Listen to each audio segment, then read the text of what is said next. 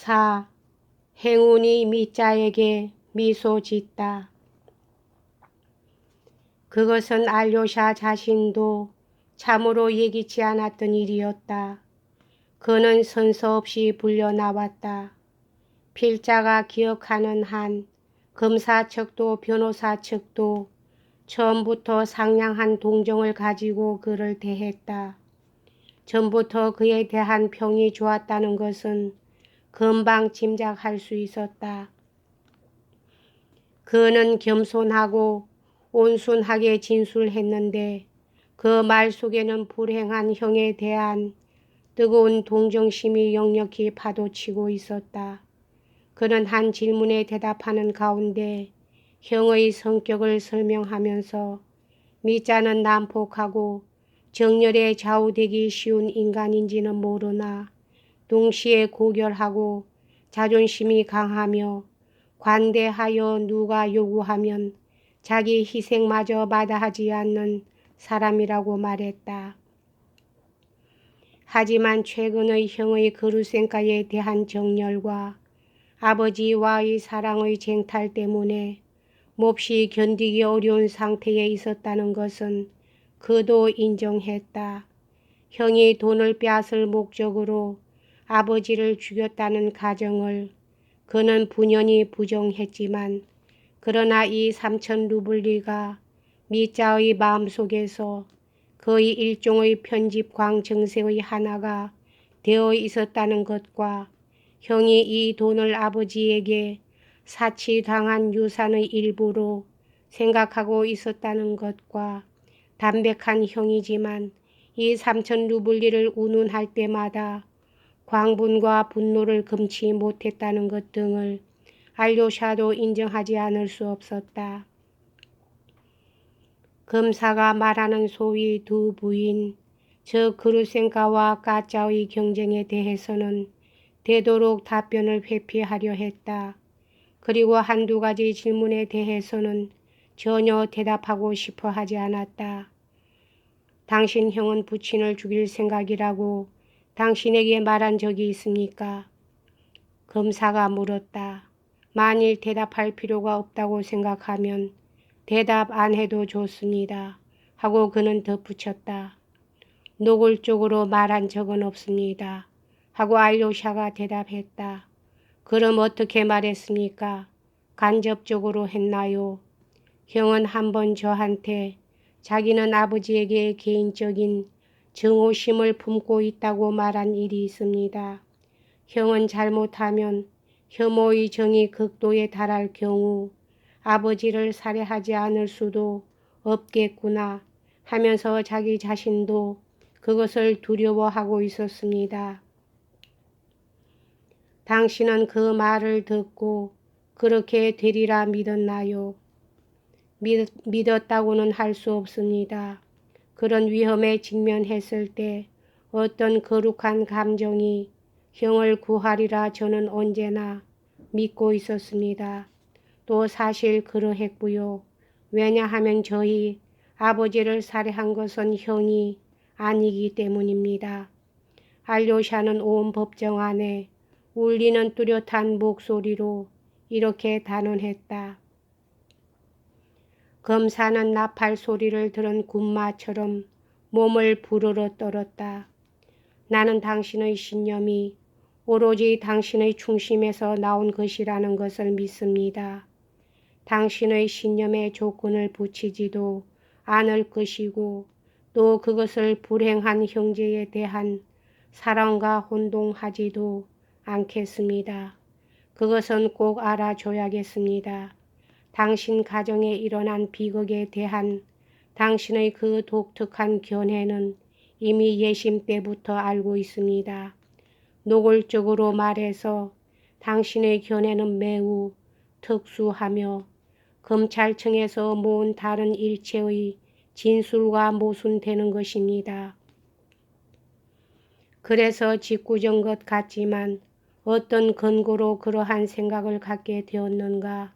한 걸음 나아가서 범인은 다른 사람, 다시 말해 당신이 법정에서 공공연히 지적하는 사람이며 당신 형은 무죄라는 그토록 확고한 신념에 도달하게 되었는가 물어볼 필요가 있습니다. 예심에서는 그저 신문에 대답했을 뿐입니다.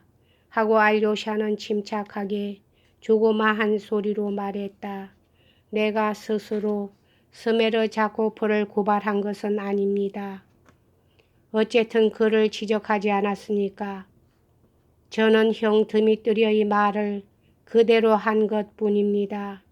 저는 신문을 받기 전에 형이 체포될 때의 상황이라든가 그때 형 자신이 스메르자코프를 지명했다는 얘기 같은 것을 들었습니다. 저는 형에게 죄가 없다는 것을 확신합니다. 따라서 만일 범인이 형이 아니라고 할 때 그때는 스메르자코프인가요? 어째서 다른 사람이 아니고 스메르자코프지요? 왜 당신은 그렇게까지 형의 무죄를 확신합니까? 저는 형을 믿지 않을 수가 없습니다. 형이 저한테 거짓말을 하지 않는다는 것을 저는 잘 알고 있습니다. 형의 얼굴 표정으로 형의 말이 거짓이 아니라는 것을 알았습니다. 오직 얼굴 표정만으로 그것이 당신이 가진 증거의 전부입니까? 그 밖엔 증거가 없습니다. 그럼 스메르자코프가 범인이라는 데 대해서도 형의 말과 얼굴 표정 이외에는 조금도 증거가 없나요? 네, 달리 증거가 없습니다.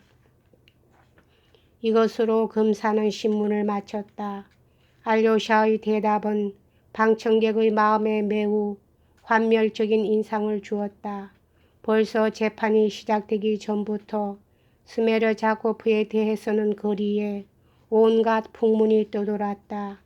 아무 개가 무슨 말을 들었노니 누구누구가 이런저런 증거를 내놓았노니 하는 말들이 오갔던 것이다.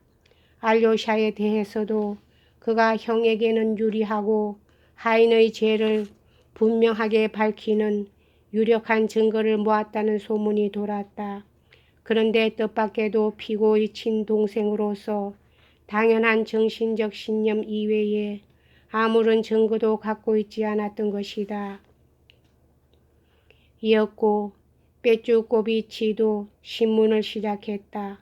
언제 피고가 알료샤를 향해서 아버지에게 증오를 느낀다든가 아버지를 죽일지 모른다든가 하는 말을 했는가. 또 그런 말을 들은 것은 참사가 일어나기 전 마지막으로 만났을 때였는가. 이러한 변호사의 질문에 대해서 알료샤는 문득 무슨 생각이 났는지 갑자기 몸을 부르르 떨었다. 저는 지금 한 가지 일이 생각났습니다. 그때는 뚜렷하게 몰라서 저도 완전히 잊고 있었습니다만 지금 문득 이렇게 말하고 알료샤는 이제야 돌연 어떤 생각이 떠오른 모양으로 어느 날 밤 수도원으로 돌아가다가 길가 나무 옆에서 미자와 만났을 때의 일을 열심히 이야기했다. 그때 미자는 자기 가슴 위쪽을 두들기면서 나는 내 명예를 회복할 방법이 있다. 그 방법은 여기 내 가슴에 있다고 몇 번이나 되풀이해서 알료샤에게 말했었다. 그때 저는 형이 자기 가슴을 두들긴 것은 자기 마음을 말하고 있는 줄만 알았습니다. 하고 알료샤는 계속했다. 형의 목전에 다가온 저에게조차 말할 수 없는 어떤 무서운 파멸을 모면하는 힘을 자기 마음속에서 발견할 수 있다. 이렇게 말하고 있는 것이라고 저는 생각했었습니다. 저는 솔직히 말해서 그때 형의 아버지에 관해서 말하고 있는 줄 알았습니다. 아버지에게 폭행을 가하고 싶은 생각이 일어나는 것을 무서운 지옥으로 알고 전율을 느끼고 있는 줄 알았습니다. 그런데 그때 형은 자기 가슴에 있는 그 무엇을 가리키는 듯한 신용을 했습니다. 그래서 이제야 생각이 납니다만 저는 그때 심장은 거기가 아닌데 좀 더 아래쪽에 있는데 하는 생각이 퍼뜩 머리에 떠올랐었습니다. 그러나 형은 더 위쪽 이 근처를 목 바로 밑을 두들기면서 자꾸만 그 근처를 손가락으로 가리켜 보였습니다. 저는 그때 멍청하니 다른 생각을 했었습니다만 어쩌면 형은 그때 그 1500루블리를 꿰매 넣은 저 부적 주머니를 가리키고 있었는지도 모르겠습니다. 맞았어 하고 갑자기 미자가 자기 자리에서 소리쳤다. 바로 맞았다. 알료샤. 그랬었어. 그때 나는 주먹으로 그 부적 주머니를 두들긴 거다. 빼쭈꼬비치는 당황스레 얼른 그 옆으로 달려가서 조용히 하라고 부탁하는 동시 파고들듯 하는 의조로 꼬치꼬치 알료샤에게 캐물었다. 알료샤는 애써 당시의 일을 회상하면서 열심히 자기의 추측을 진술했다. 형이 그때 치욕이라고 생각한 것은 필경 까체리나에게 진 부채의 반액 1500루블리를 갖고 있으면서 그녀에게 돌려주지 않고 다른 일, 저 그루센카가 응낙한다면 그녀를 데리고 달아날 비용에 충당할 결심을 한 것을 가리킨 것이 틀림없다. 그렇습니다. 틀림없이 그렇습니다. 알료샤는 흥분하여 느닷없이 이렇게 소리쳤다. 형은 그때 저에게 치욕의 절반을 형은 몇 번이나 절반이라고 말했습니다. 지금 당장이라도 제거할 수 있는데 슬프게도 의지가 약해서 그렇게 하지 못한다. 나는 하지 못한다. 그것을 실행할 힘이 없다는 것을 이미 나는 알고 있다. 하고 형은 소리쳤습니다. 그럼 당신은 형님이 자기 가슴의 이 근처를 때린 것을 확실히 기억하고 있습니까? 빼쭈꼬비치는 탐색하듯이 물었다. 확실히 기억하고 있습니다. 그 까닭은 그때 저는 심장은 좀 더 아래에 있는데 왜 형은 저렇게 위를 칠까 하고 생각했기 때문입니다. 그리고 그때 저 스스로 제 자신의 생각이 바보 같다고 느꼈기 때문입니다. 저는 제 자신의 생각이 바보 같다고 느낀 것을 지금도 기억하고 있습니다. 그렇습니다. 그러한 생각이 퍼뜩 머리에 떠올랐습니다. 그러기에 지금 생각이 난 것입니다. 어째서 여태까지 잊고 있었을까요? 사실 형이 그 부적 주머니를 때린 것은 치욕을 씻을 확실한 방법이 있지만 이 1500루블리를 돌려주지 않겠다는 뜻이었던 것입니다. 거기다가 형은 모크르웨에서 체포되었을 때 저는 알고 있습니다. 사람들에게 들었습니다. 부채의 절반은 그렇습니다. 절반입니다.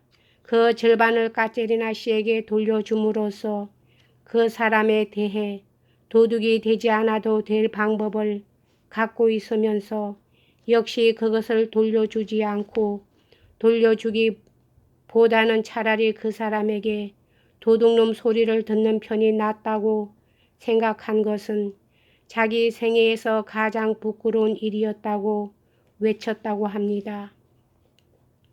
그러나 형은 얼마나 괴로워했을까요? 이 부채 때문에 얼마나 괴로워했을까요?